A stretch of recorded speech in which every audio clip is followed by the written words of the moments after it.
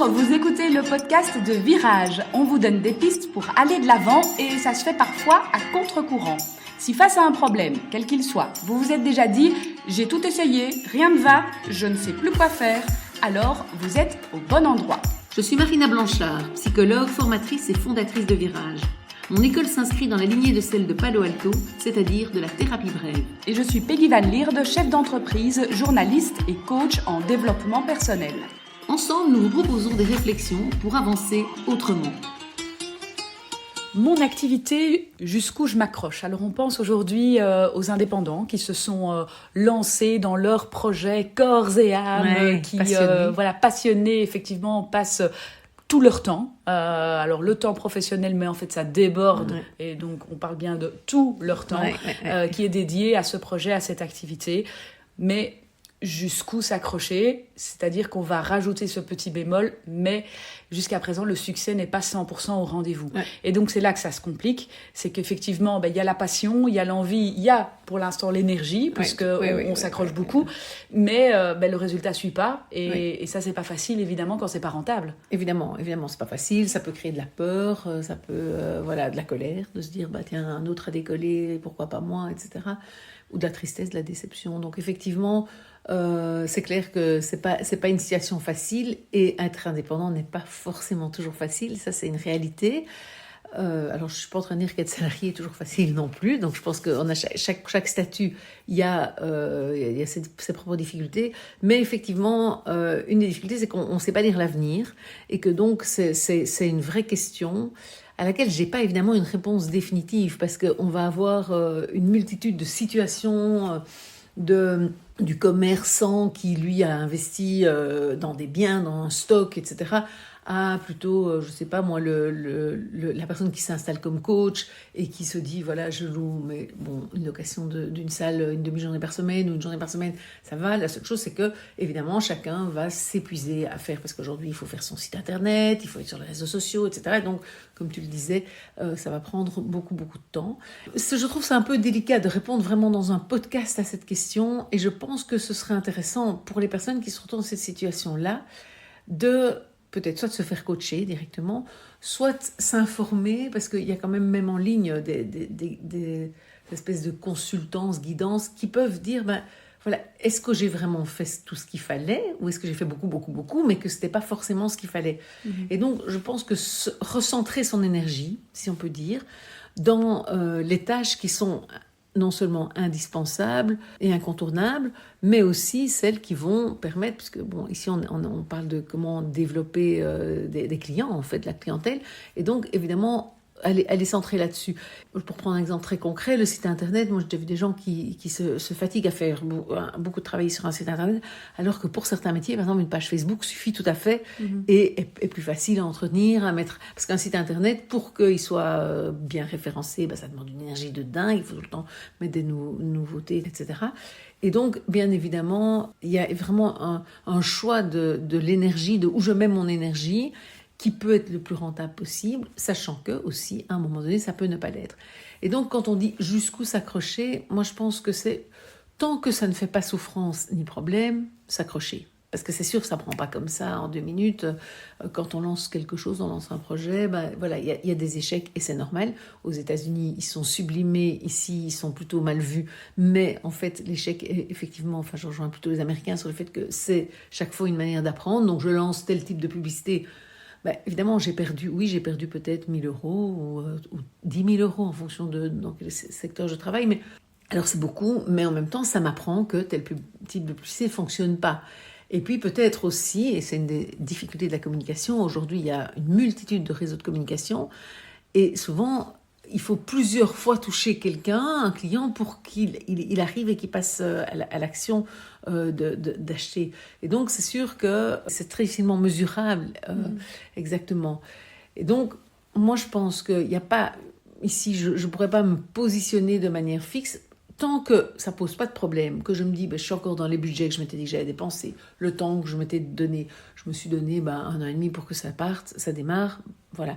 Je me suis donné 6 mois, chacun choisit ce qu'il veut. Mais voilà, ça, je pense qu'il ne faut pas se poser la question, et il faut être à 100%. Et je pense que ça, c'est important, et je ne crois pas que c'est possible de développer en faisant juste ces 38 heures semaine, quoi. Je pense que vraiment, ça va demander forcément de travailler plus à certains moments. Alors peut-être à d'autres, on pourra s'arrêter. Hein, c'est pas pour ça. Il ne faut pas aller dans l'épuisement, ça ne sert à rien. On ne va pas être efficient derrière. Et j'ai envie de dire, les clients ne vont pas être satisfaits. Et alors, ce serait le plus dommage. Donc, bien évidemment, tant que ça fait pas souffrance, ça ne fait pas problème, ben, voilà, la question ne se pose pas. Et au contraire, je crois qu'il faut vraiment y être à fond. Maintenant, à partir du moment où, je ne sais pas, la limite est financière, par exemple, je ne peux plus investir, je pense que là, la question ne se pose pas non plus. Quelque part, on est au bout de ce que je pouvais investir. Et la limite peut être, je ne peux plus investir d'argent, mais je ne peux plus investir de temps, par exemple, aussi, parce que je ne peux plus me permettre, je suis obligée de trouver quelque chose qui va être rentable, mon temps, je dois le recentrer sur une activité qui va être directement rentable, donc je dois me repositionner sur le marché de l'emploi comme salarié, etc. Ce n'était pas ça que je voulais, mais malheureusement, ça n'a pas démarré. Et je pense aussi qu'il peut être intéressant, à certains moments, de trouver une espèce de compromis et de se dire peut-être que je dois me remettre dans le marché de l'emploi, mais que je peux essayer de trouver un 3/4 temps et continuer à développer à mon rythme, sans pression, cette activité. Parce que parfois, le fait même de se mettre la pression peut ne pas faire démarrer, parce que les premières personnes qui vont s'intéresser, je vais être trop dessus et puis je vais les perdre comme clients, parce qu'ils vont sentir le besoin, en fait. Et ça, malheureusement, je me rappelle quand je me suis installée comme psychologue, une de mes formatrices m'avait dit, en fait, tu verras, ça va commencer à très bien marcher le jour où tu auras une liste d'attente. Parce qu'effectivement, avec les patients, dès lors qu'on dit au téléphone « Ah, c'est pas tout de suite, parce que malheureusement, ça confirme le bon choix du bon thérapeute, etc. » Ce qui est un peu étonnant, mais c'est quand même logique. Pour l'être humain, s'il y a une liste d'attente, c'est précieux, c'est rare, et ça devient cher, entre guillemets, même si on ne paye pas plus cher, mais ça veut dire qu'il y a une compétence là qu'on va chercher. Et donc, c'est pour ça que parfois, certains débutants, j'ai envie de dire, se plantent ou ça ne prend pas, parce que simplement, il y a ce côté où on sent trop qu'il y a une attente de vendre et que du coup... Et que quelque part, du coup, reprendre une autre activité ou reprioriser les choses, ça permet un certain lâcher-prise par rapport à son projet qui va un peu aplanir les choses et peut-être, en fait, simplement susciter la réflexion de... Est-ce que ça vaut la peine de continuer ou pas ? Exact. Donc on ne doit pas vraiment... c'est de nouveau, tu dis on valorise l'échec, mais ici on peut aussi ne pas le voir comme un échec et juste voir comme une période transitoire. Oui, tout à fait. Une expérience de vie. Et puis peut-être aussi, on peut trouver un boulot qui va nous permettre de, retoucher des gens autrement, qu'on peut renvoyer vers notre travail. Enfin voilà, il y a quand même pas mal de possibilités. Mais je pense que c'est vrai qu'il ne faut pas se dire c'est tout ou rien. En fait, c'est ça que j'avais envie de nuancer. C'est que c'est pas tout pour mon activité indépendante où j'arrête. Mais peut-être c'est je freine, je prends mon temps, je réfléchis aussi la manière de communiquer, je réfléchis le projet lui-même, ce que j'offre, je peux faire évoluer mon offre. Je pense que ça, c'est important aussi, c'est de se dire, si ça ne prend pas, il y a des questions à se poser, évidemment. Est-ce que c'est ce que j'offre qui colle pas ? Est-ce que c'est la manière dont c'est présenté qui fonctionne pas ? Est-ce que je touche pas le bon public ?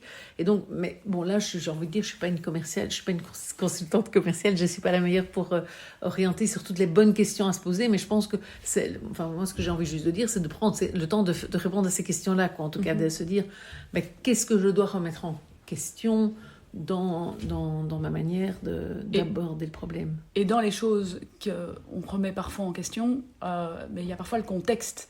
Et donc là, on le maîtrise un peu moins. Et donc on a vu ça pour certains commerçants après le Covid.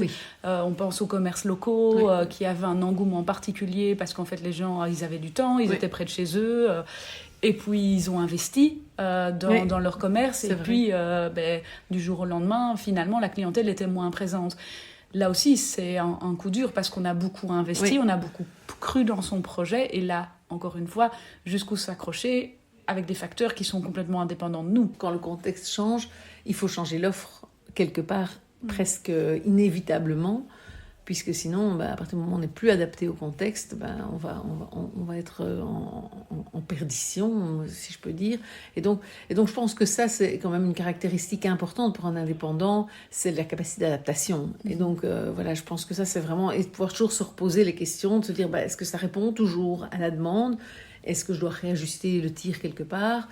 Est-ce que ça répond plus à la demande à un moment donné? Donc ça, c'est vraiment un peu la question de l'épisode. C'est, est-ce que finalement, je dois tout à fait arrêter parce que je ne réponds pas? Alors moi, je pense que s'il y a moyen de s'adapter, c'est mieux de s'adapter que d'arrêter. S'il n'y a plus de demande et que je n'ai pas de proposition alternative, mieux vaut m'arrêter que de m'épuiser et de continuer à donner. Donc, c'est vraiment prendre le temps de s'arrêter, de se poser des questions pour repartir, mais pas forcément exactement dans la même direction, quoi. Réajuster la direction, réajuster la voile en fonction du vent. Alors ici, on a abordé la question de mon activité, jusqu'où je m'accroche, à partir du moment où je m'accroche et que j'ai vraiment envie et que j'y mets toute mon énergie, toute ma passion, etc. On a identifié un autre cas de figure qui serait « j'aimerais que ça réussisse, mais finalement, je ne mets pas tous les moyens ». Et c'est un petit teaser pour la semaine prochaine. On vous fixe rendez-vous pour en parler.